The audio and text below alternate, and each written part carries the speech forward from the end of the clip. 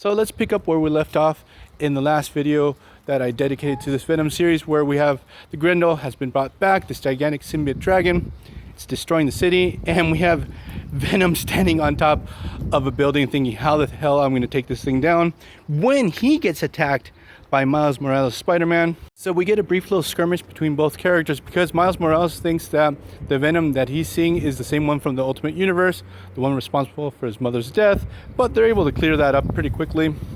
So Venom teams up with Miles Morales to fight the Grendel, and in the heat of the battle, Miles actually blasts the dragon with his Venom blast.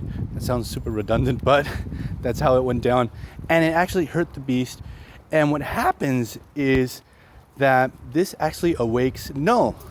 So this isn't the real Knull per se, it's just a manifestation of him through the Grendel. And he very quickly gives us a villain monologue and origin story where we get the whole lowdown of who he is and where he comes from. So he explains that he's the god of the symbiotes. He actually commands the Venom symbiote to him immediately. And we get the whole lowdown that he was a being that lived prior to existence of the universe in the complete darkness, and that when the Big Bang came, he entered in conflict with the Celestials that were harvesting the stars and creating all the planets. So Knull has a serious axe to grind against the Celestials. Actually not an axe, a sword, because what happens in the first conflict that he has with these beings, he's able to chop one's head off and uses his head as a forge to create the all-black sword.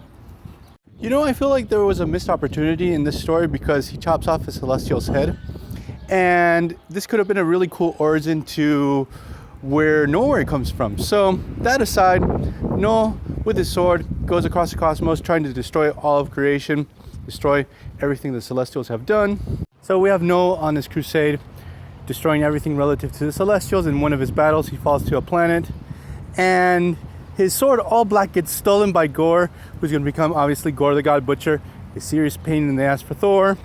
Now, without a sword, he needs a new weapon, and he creates the alien species of the symbiotes, first the Grendels, and later on the individual symbiotes, and sends them across the cosmos to cause chaos. Now, the symbiotes do have a hive mind, but also do allow Knull to extend his consciousness across the galaxy. Now, hundreds of years ago, a Grendel arrives on Earth. It enters in conflict with Thor. Thor, during this battle, is able to strike the Grendel in such a way that not only he defeats this dragon, he provokes this psychic earthquake within the symbiote's hive mind, breaking Knull's control over them.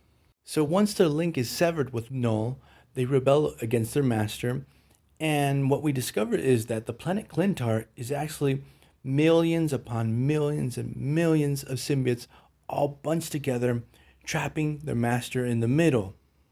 So Knull's plan now is actually he's going to use the Grendel to help him escape from Clintar, but the Grendel's not complete. It's missing one part, the Rex symbiote. So I'm going to leave this video here. Read Donny Cates' Venom. It's really solid. It's a fantastic run. He really elevates Venom as a character to a full-on cosmic character. So I'm going to leave this video here. Bye.